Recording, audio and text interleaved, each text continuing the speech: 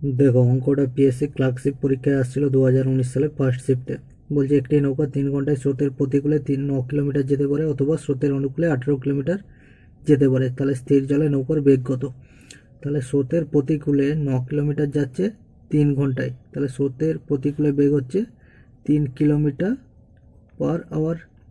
আচ্ছা, স্রোতের অনুকূলে কত যাচ্ছে? 18 কিলোমিটার যাচ্ছে সেই 3 ঘন্টায়, তাহলে এখানে বেগ হচ্ছে 6 কিলোমিটার/আওয়ার।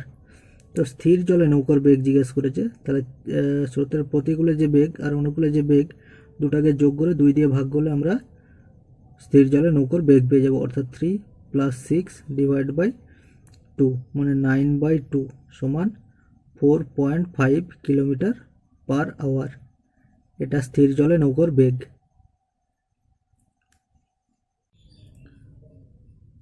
অঙ্কটাই বলছে কোনো সংখ্যা 10% কমালে 54 হয়, শতকরা কত বাড়ালে 72 হবে। তাহলে সংখ্যাটা যদি 100 ধরি, 10% কমাচ্ছি মানে 90। তো বলা আছে 54 90-এর সঙ্গে ইকুইভ্যালেন্ট, তাহলে একের ভ্যালু কত হবে? 90/54।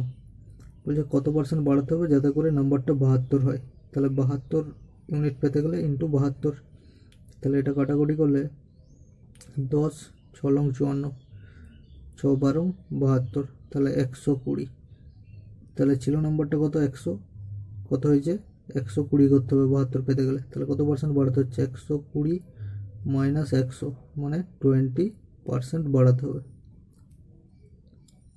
দেখো অঙ্কটা কি বলছে, সর্বোচ্চ সংখ্যক সামনের সারিতে রেখে কিছু সংখ্যক সৈন্য বর্গাকারে সাজানো হলো। সৈন্য সংখ্যা 961 জন হলে সামনের সারিতে কতজন সৈন্য আছে? অঙ্কটা শুধুমাত্র 961 রুট বার করলেই হবে। রুট ওভার অফ 961, 961 মানে কত হয়? 31² সমান 961 হয়। তাহলে 961কে রুটের বাইরে থেকে আনলে কত হবে? 31। তাহলে সামনের সারিতে কতজন সৈন্য আছে? 31 জন।